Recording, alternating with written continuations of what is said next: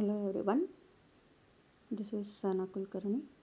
Today again we will discuss with the chapter nuclei in this third session. So in this session first we will discuss regarding what is a mass defect.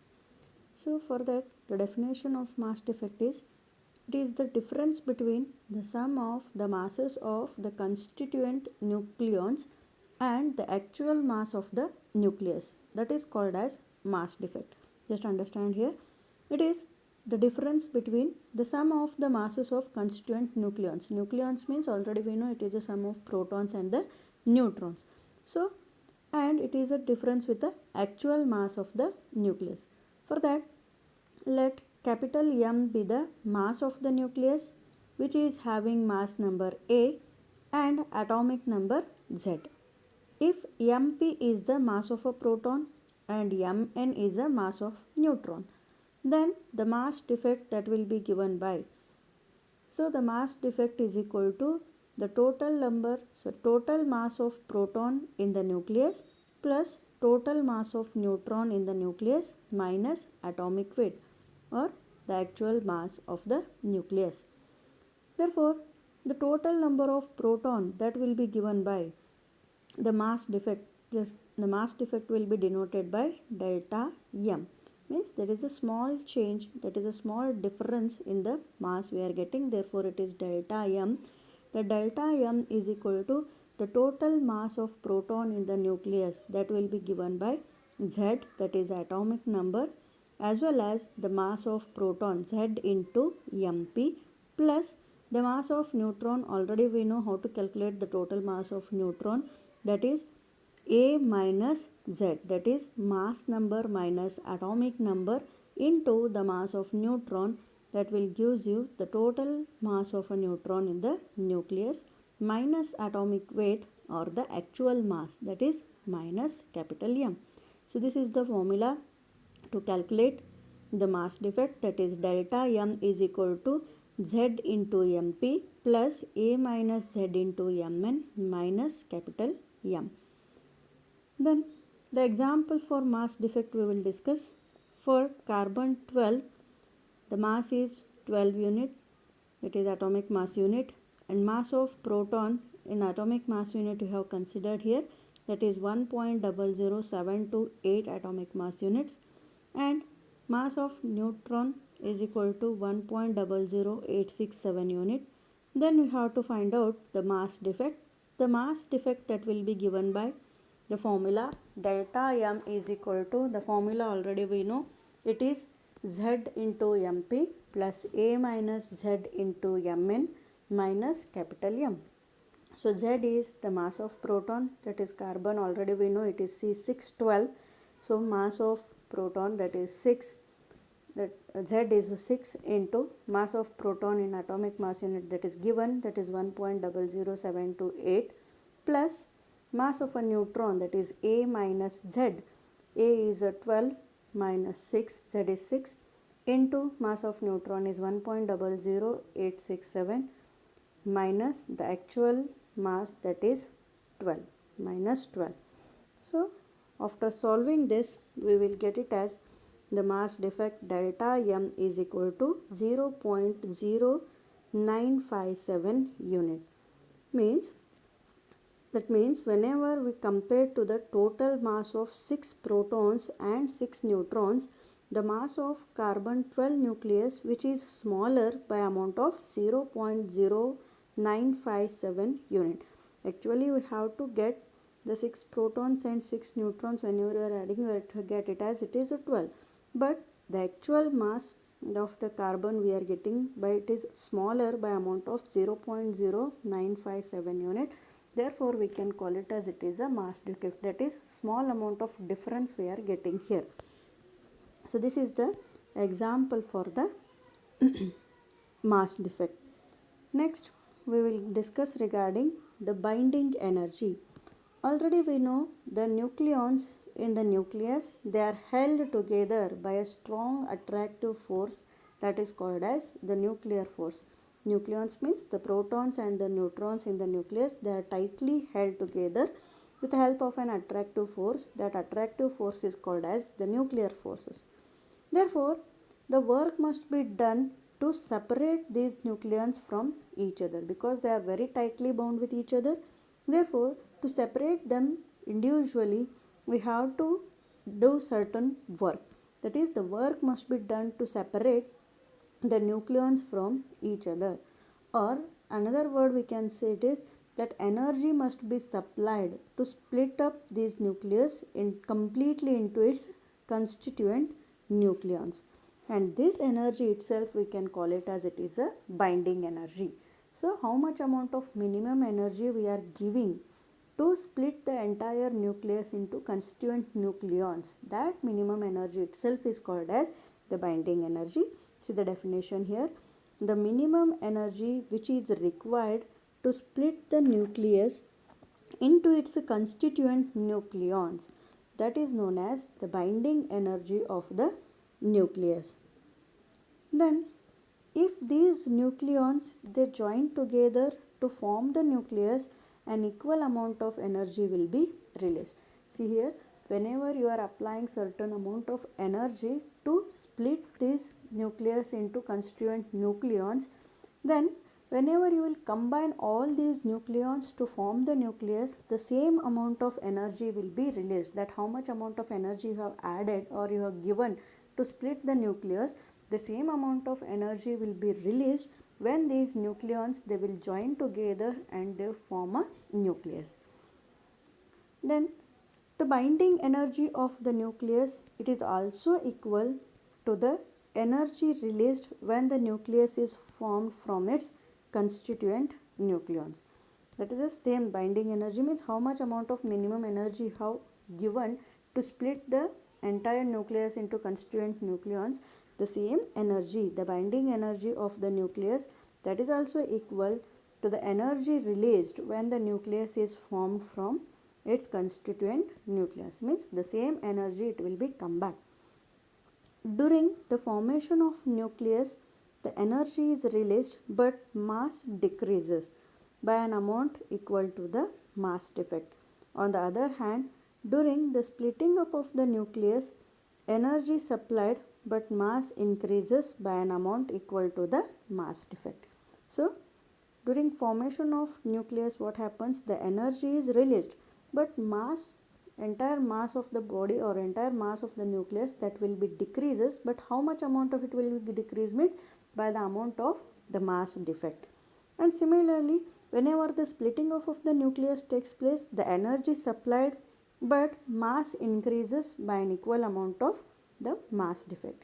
In the first case, whenever the formation of nucleus takes place, the energy, the mass will be decreases by an amount of mass defect, but whenever the splitting off of the nucleus takes place, the energy supplied but mass that goes on increases that an amount of the mass defect. Next, we can say that the mass defect that is equivalent to the binding energy. So, how much amount of mass defect is there, that must be same as the binding energy. According to the Einstein's mass energy relation, already we know according to the Einstein's relation E is equal to m into c square. The same equation we can write it as here EB. EB means it is a binding energy, that is equal to delta m into c square. Delta m here you have used, that is nothing but our mass defect. So delta m into c square. Since delta m, that is mass defect, already we have discussed, that is equal to z into mp plus a minus z into mn minus of z. Therefore, the binding energy EB, that is equivalent to the mass defect. Therefore, our equation becomes now that EB is equal to z into mp plus a minus z into mn minus of m into this c square. And whenever you are going to convert this into mega electron volt, we have to multiply with 931 mega electron volt, because already we have discussed the one atomic mass unit that must be equal to 931.3 mega electron volt.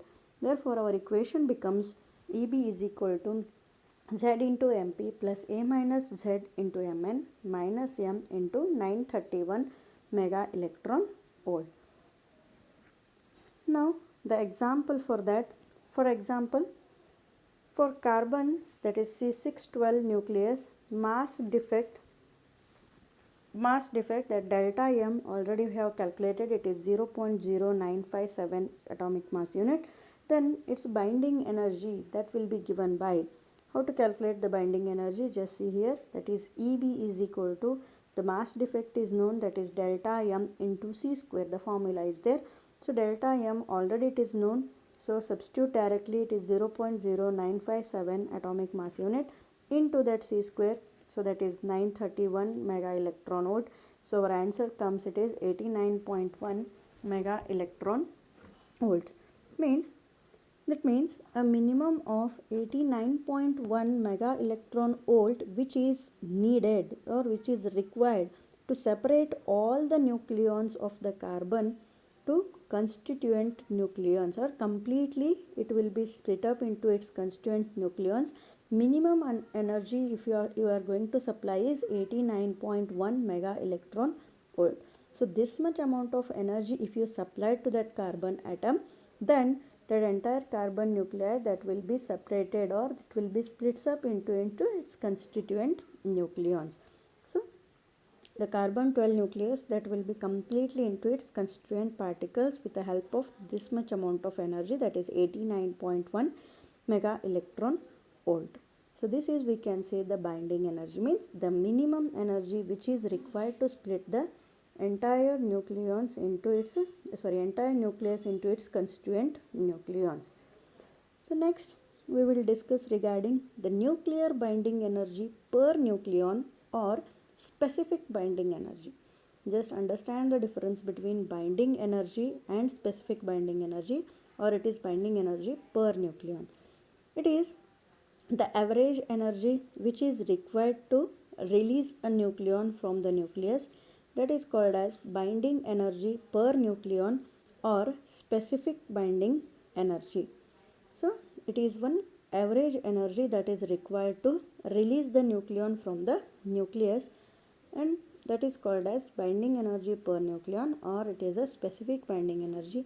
Or also we can define it is a ratio of binding energy of a nucleus to its mass number, that is also called as the specific binding energy of the nucleus.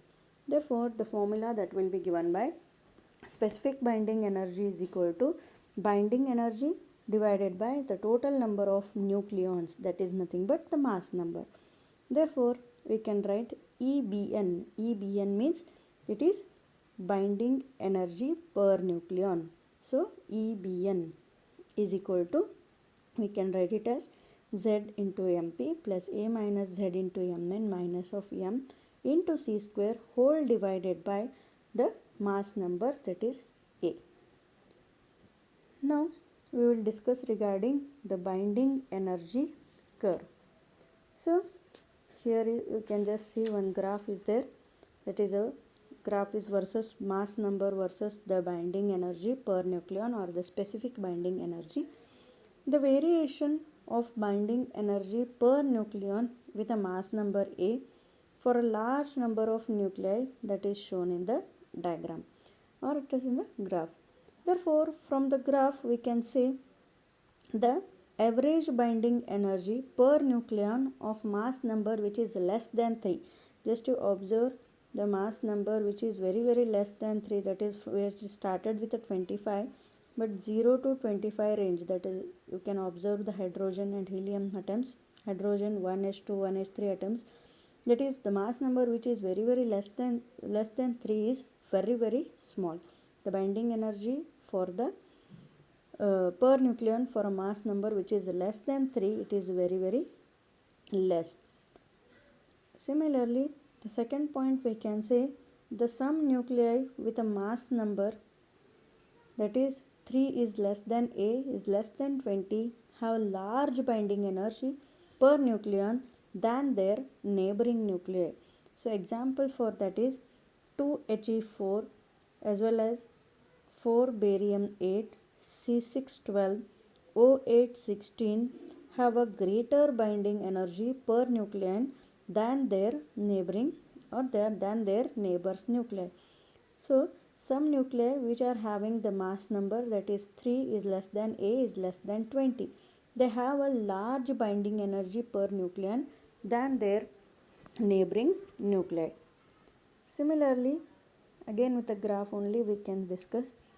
For a mass number that is 30 is less than 62. 30 is less than A is less than 62.